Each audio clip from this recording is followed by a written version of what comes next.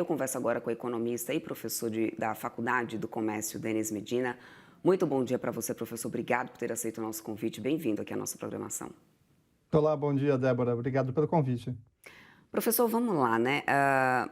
Lula e Narendra, eles discutiram essa ampliação desse acordo comercial entre Índia e Mercosul e eu quero entender qual que é a relevância nesse momento econômica dessa possível ampliação, né? E o que os setores brasileiros, né? Como que os setores brasileiros poderiam se beneficiar de forma mais imediata de uma expansão, né, de negócios agora com a Índia nos termos do Mercosul? Olha, é importante, né? A gente está vendo que o nosso segundo principal cliente, que é os Estados Unidos, estão criando algumas barreiras tarifárias, aumentando o custo de exportação do Brasil para os Estados Unidos. Então, a gente precisa diversificar. Isso é muito positivo. Por outro lado, os Estados Unidos é o nosso segundo maior cliente, né? E a Índia tem uma participação muito pequena no comércio internacional, nos destinos das nossas exportações. Então, sim, é positivo a gente aumentar o comércio internacional com todos os países, mas isso não vai surtir um efeito imediato. Isso é uma negociação de longo prazo. Sempre comércio internacional tem um tempo de maturação, até porque as negociações normalmente são de grandes volumes e envolvem contratos de longa duração. O que eu, na minha visão, né, deveria ser focado é tentar uma negociação com os Estados Unidos, como a União Europeia conseguiu, vários países conseguiram, como a Argentina conseguiu.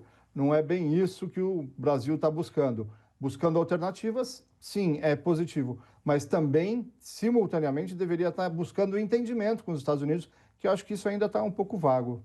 Professor, você falou aí sobre o tempo que se leva, né, para poder a gente conseguir realocar uma cadeia como essa. Para além dessa questão do tempo, a minha próxima indagação é até que ponto realmente a Índia tem uma necessidade de demanda para conseguir absorver, né, determinadas produções que eram encaminhadas para os Estados Unidos. A gente tem esse espaço, essa brecha também de demanda na Índia para que eles consigam absorver tudo isso?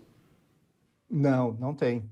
Eu estava pesquisando aqui o volume de exportações que a gente fez para os Estados Unidos foi em torno de 80 bilhões no ano passado. Se a gente falar da Índia, o presidente Lula falou que eles querem expandir para 20 bilhões de comércio internacional. Ou seja, se chegar aonde eles querem, né, na meta que eles propuseram, a gente está falando em 25%, um quarto do que os Estados Unidos compram hoje. Então a gente não vai conseguir realocar isso. Volto naquele ponto, né? É importante expandir o comércio. A Índia pode ser um parceiro maior do que é, porque é um país enorme, com uma população gigantesca e consome muitos dos produtos que a gente consome, principalmente se a gente falar em agro. Agora, a gente não pode abrir mão dos Estados Unidos, não porque os Estados Unidos, não por conta de volume mesmo. São o nosso segundo maior cliente. Eu fico abismado de ver que o país negligencia essas negociações, né? Ou seja, o presidente Lula vem falando que ligar para o presidente Trump seria se rebaixar. Poxa, mas não sei se é se rebaixar, se ligar para o seu cliente e falar com ele, entender quais são as questões, como é que a gente pode chegar num acordo melhor. Para mim, isso faz parte do negócio, né? Não é se rebaixar de forma alguma. Professor, nesses últimos dias, o presidente Lula tem falado sobre buscar, né, conversar com os países que formam ali o BRICS para convocar uma resposta, né, do bloco a esse tarifaço. O bloco tem hoje uma certa musculatura, obviamente, né, política, institucional, mas eu quero entender se tem musculatura suficiente para se contrapor, de fato, nesse momento, aos impactos dessas medidas protecionistas dos Estados Unidos, né? E de que maneira essa aproximação com a Índia e também ampliação de mercado com a China, não dá para a gente descartar isso, porque no final das contas a gente teve aí nessas últimas semanas também, por exemplo, o comércio de café sendo expandido com a China, enfim, até que ponto isso pode representar de alguma forma uma representatividade contra esse tarifaço, né? Ou até que ponto isso não pode surtir como efeito contrário, já que a gente viu um tom sendo mais endurecido em relação ao Brasil, principalmente depois de falas que foram realizadas durante, né, o encontro do BRICS aqui no Brasil. Como que o senhor avalia esse ponto? Eu sou mais pragmático dessa questão. Eu vejo que somos clientes mútuos, né? Nós compramos e vendemos dos países, nós compramos e vendemos da China, especialmente com a China, que é absurdamente maior volume de comércio com os países dos BRICS, representa mais de 90% de tudo que a gente negocia com os BRICS, todos os países do bloco, simplesmente, diretamente com a China. Eu não sei se tem como aumentar muito, né? Você falou da questão do café, muito interessante, muito bom o movimento feito, abrindo espaço para comercializar. Acontece que a China não é bebedora de café, eu falo isso porque é o meu mercado. A China é bebedora de chá. Tem aumentado grandemente o consumo de café, principalmente nas novas gerações. Então, esse é um mercado muito bom, mas para o futuro, para hoje, um terço do consumo de café americano é de café brasileiro. Eles vão comprar de outros países, obviamente, por conta de custo, ou então a gente vai ter que ceder no preço para poder caber nas tarifas. Então, voltando, né, à questão total da negociação, é importante sim o bloco se fortalecer e criar mais negócios, mas eu não vejo como isso pode substituir o maior consumidor mundial, o maior consumidor global, que é os Estados Unidos. Não só nosso, mas de quase todos os países, né? Eles têm uma força, têm um peso, e brigar com o seu cliente não faz sentido lógico, de forma alguma para mim. Uhum. Através, talvez, professor, de uma pauta em comum, de uma aliança pela descarbonização, os países possam encontrar uma via, né, para poder conseguir rebater essas tarifas dos Estados Unidos, e eu me coloco melhor nisso porque a gente tem os Estados Unidos e Donald Trump muito bem posicionado a não permanecer tão favorável às pautas climáticas. A gente sabe bem disso, qual que é o posicionamento do atual governo Trump. Em contrapartida, a gente tem, por exemplo, países como a China, que o Brasil busca se aproximar agora, se empenhando cada vez mais nessa causa da descarbonização. Enfim, a Índia vai seguindo nesse caminho. A gente tem, inclusive, né, alguns o Jean Paul Prats, que eu vi falas dele, inclusive, esses dias, falando que talvez essa aliança Brasil e Índia pela liderança da descarbonização global possa ser uma via, né, de conseguir um canal diplomático para poder ampliar um espaço comercial brasileiro entre esses países e ter uma resposta contra os Estados Unidos, porque os Estados Unidos começam a se isolar em termos de pautas ambientais. O senhor enxerga dessa forma?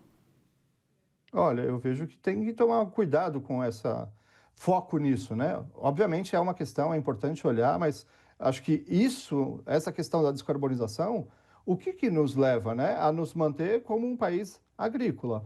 Qual que é um dos grandes problemas do Brasil em relação a crescimento? A gente vende commodity. Falando do café, a gente vende café verde, vai para a Europa, vai para os Estados Unidos e volta aqui em cápsula, 40, 50 vezes mais do que o valor que a gente vendeu aqui. Ou seja, o valor agregado está ficando nas empresas que usam, né, outros meios e acabam poluindo o mundo.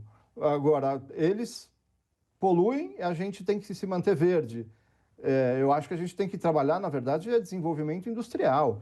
Lógico, sem aumentar níveis de poluição, pensando na descarbonização. Mas não pode abrir mão de indústria de forma alguma, querendo ser um país totalmente verde e vendendo produto agrícola a vida toda, vendendo commodity a baixíssimo custo e comprando produtos agregados. Isso não faz muito sentido para mim. Obviamente que isso é um discurso global, todo mundo está preocupado com as questões ambientais, mas a China até ontem era um dos países mais poluídos do mundo. Hoje está fazendo a lição de casa, mas assim, pouquíssimo tempo para cá, né? Então não dá para falar que a China é líder em descarbonização. Agora ela começou a fazer a lição de casa. A gente tinha problemas sérios de questões, inclusive respiratórias, em várias cidades, porque era um dos países mais poluídos do mundo, assim como as grandes cidades da Índia também têm essas questões. Então, é um caminho, acho que não pode ser descartado, nada deve ser descartado, mas foco nisso, acho que existem outros focos mais imediatos. A gente precisa, na verdade, aumentar o valor agregado dos nossos produtos para que a gente tenha mais força e assim consiga ter mais independência de comércios com diversos países. A China, né, que é o nosso grande parceiro comercial, compra basicamente commodity, não compra nada industrializado do Brasil. Eles agregam valor e a gente retoma isso tudo aqui. Então, é um caminho, mas acho que não é o único. Professor, para poder a gente olhar também um pouco do outro lado da situação, né? Falamos aqui sobre essa questão do tempo que pode se levar a qualquer tipo de readaptação de uma cadeia produtiva, mas pensando também do outro lado, até que ponto o senhor avalia que o nosso setor exportador brasileiro tem capacidade de adaptação dessa forma, com essa nova configuração que a gente vê agora ser tomada no mercado global, né? Como que o senhor avalia isso? Os empresários estão prontos para poder conseguir realocar mercados? O impacto tende já a ser, nesse curtíssimo prazo, muito severo. E eu te pergunto isso porque, né, como temos conversado aqui desde o princípio, a gente tem essa preocupação de abrir novos mercados, novas parcerias, estreitar laços com a China, com a Índia, mas até que ponto também o nosso setor produtivo está preparado para fazer esse tipo de adaptação nesse momento? Como eu falei, o comércio internacional demanda contratos de longo prazo, são negociações muitas vezes longas e é difícil você abrir novos clientes, né? Todo mundo está concorrendo no mercado. Por outro lado, o setor industrial, o setor empresarial, é o que mais tem capacidade de fazer isso, né? Você vê que nessa negociação, onde diversos produtos norte-americanos, diversos produtos brasileiros tiveram uma tarifa menor do que os 50% para os Estados Unidos, foi mérito de negociação das empresas e dos setores. Ou seja, eu vejo que, na verdade, o Brasil precisa negociar como nação, os líderes dos países precisam entrar no consenso, mas no final são vários pequenos milhares de exportadores brasileiros que precisam achar novos clientes em outros lugares do mundo.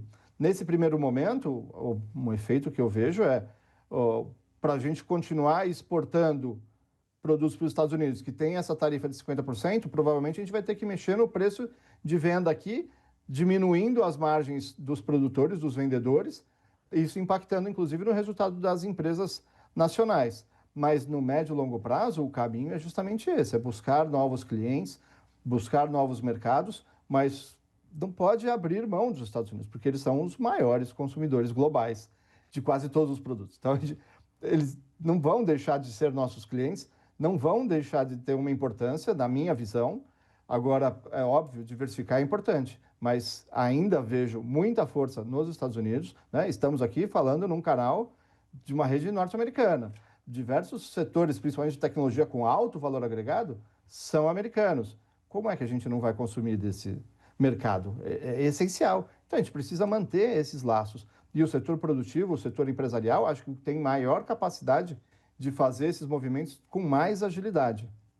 Perfeito, professor. Quero muito agradecer a tua participação aqui conosco. Conversamos aqui com o economista e professor da Faculdade do Comércio, Denis Medina. Muito obrigado, um ótimo final de semana para você, professor. Até a próxima.